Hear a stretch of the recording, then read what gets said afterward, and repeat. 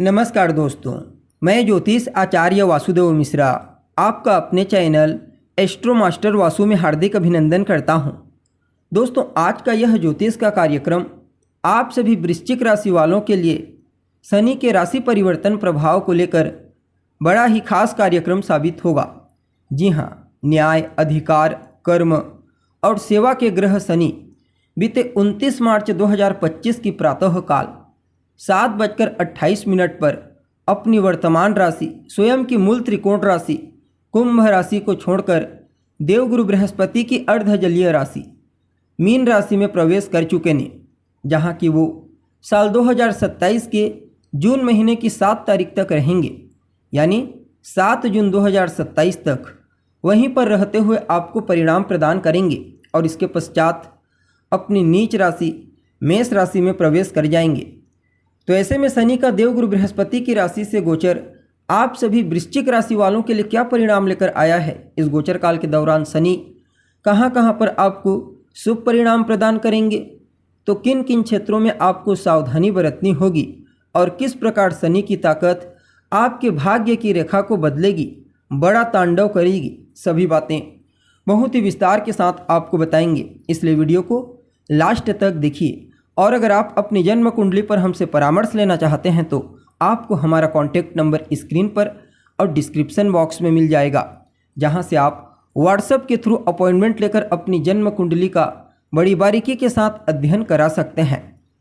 वैसे देखा जाए तो शनि एक ऐसे ग्रह हैं दोस्तों, जिनकी चाल बाकी अन्य ग्रहों की तुलना में थोड़ी ज़्यादा धीमी है, क्योंकि शनि एक राशि में 2.5 सालों तक का समय व्यतीत करते हैं और अपने गति के अनुरूप ही परिणाम प्रदान करते हैं, बहुत ही धीमी गति से। हालांकि जब बलवान अवस्था में इनका गोचर होता है तो अपने कारक तत्वों से संबंधित सभी प्रकार के शुभ परिणाम प्रदान करने का प्रयास करते हैं, जैसे बिजनेस में लाभ का मिलना, करियर में श्रेष्ठ सफलता की प्राप्ति का होना, मानसिक शांति की प्राप्ति, समस्याओं से, कठिनाइयों से छुटकारा, बहुत सारे शुभ परिणाम शनि बलवान अवस्था में गोचर करते हुए प्रदान करते हैं। इस बार भी कुछ ऐसा ही परिणाम कुछ मामलों में आपको देखने को मिलेगा, खास करके मानसिक शांति के दृष्टिकोण से। जी हाँ, तमाम प्रकार की चिंताओं से, परेशानियों से मुक्ति के लिए शनि के इस गोचर को काफ़ी अनुकूल कहा जा सकता है, क्योंकि शनि आपके 5वें घर से राशि परिवर्तन किए हैं। इसलिए मानसिक टेंशन, तनाव आपकी खत्म हो जाएगी। देखा जाए तो शनि अभी तक आपके 4थे घर से गोचर कर रहे थे, और जब 4थे घर से शनि का गोचर होता है तो ढैया के रूप में इसे जाना जाता है, और जब ढैया के रूप में एक्टिव होते हैं तो कई प्रकार के मन में वहम पैदा करते हैं, चिंताएं देते हैं, परेशानियां देते हैं, क्योंकि 4था घर आपकी मनोस्थिति को बताता है। और जब शनि 4थे घर से गोचर करते हैं तो मानसिक टेंशन को बढ़ा देते हैं। ऊपर से काल पुरुष की कुंडली में 4थे घर का जो स्वामी ग्रह होता है वह चंद्रमा है, और चंद्रमा और शनि आपस में एक दूसरे के कट्टर शत्रु हैं। फलतः अभी तक आप सभी वृश्चिक राशि वालों को शनि की ढैया की वजह से कई प्रकार से टेंशन, तनाव, मानसिक प्रताड़नाएं सहनी पड़ी, लेकिन अब 4थे घर से निकलकर 5वें घर से गोचर करना प्रारंभ कर चुके हैं, जिसकी वजह से तमाम प्रकार के नकारात्मक प्रभाव खत्म हो जाएंगे। धीरे धीरे करके शनि आपको पॉजिटिव बनाना शुरू कर देंगे। और 5वें घर में जब गोचर करते हैं, 5वां घर किस चीज़ का होता है, तो आपकी बुद्धिमत्ता, आपके टैलेंट, आपकी शिक्षा का होता है। तो आपकी बुद्धि को तीक्ष्ण बनाएंगे, बुद्धि को विकसित करने के साथ साथ आपके सोचने समझने की शक्ति को बेहतर करेंगे और बहुत आगे तक सोचने की टेंडेंसी देंगे। चीज़ों को बहुत ही आसानी से, सही तरीके से समझने की कैपेसिटी आपकी बढ़ जाएगी। सो कई प्रकार के डिसीजन इस गोचर काल के दौरान आप अपने जीवन काल में लेने वाले हैं। बहुत सारे डिसीजन आपके लिए फेवरेबल भी साबित होंगे।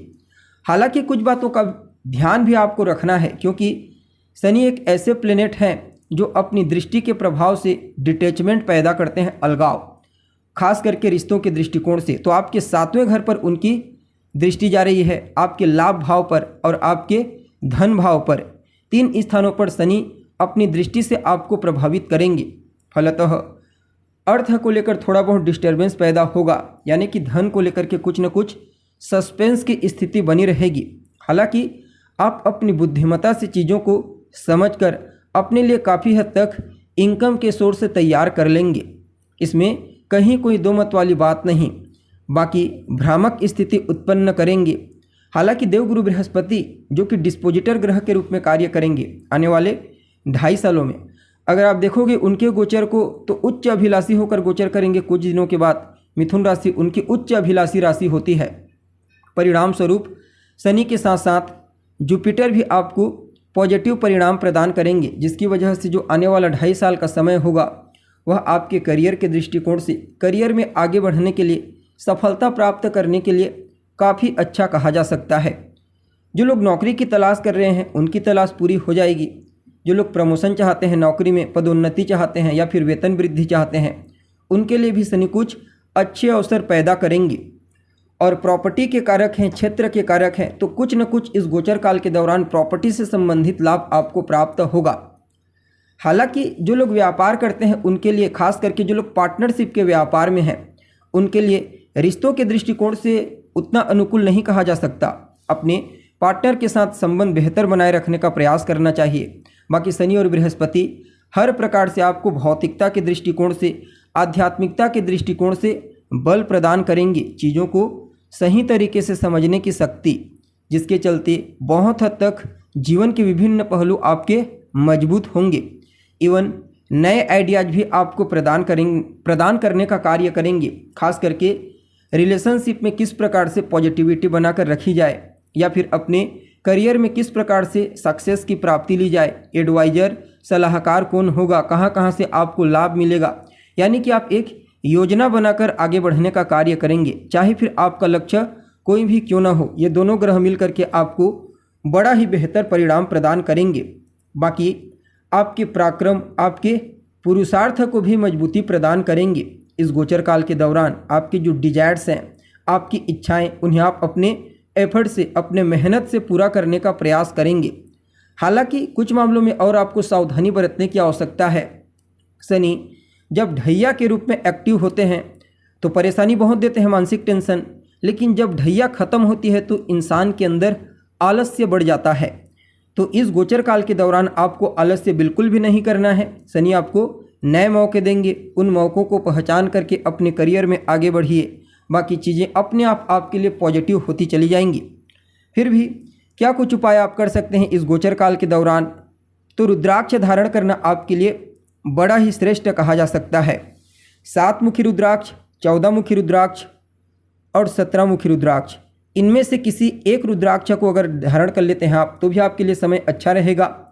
और दशरथ कृत शनि स्तोत्र का पाठ नियमित रूप से कीजिए। वैसे तो 30 महीनों तक शनि इस राशि में रहेंगे, लेकिन अगर आप नियमित रूप से शनिवार के शनिवार भी दशरथ कृत शनि स्तोत्र का पाठ करते हैं तो समय आपके लिए और फेवरेबल हो जाएगा, अनुकूल हो जाएगा। तो दोस्तों, उम्मीद है प्रोग्राम पसंद आया होगा आपको। अभी के लिए बस इतना ही, फिर मिलेंगे एक नए एपिसोड में। तब तक के लिए नमस्कार।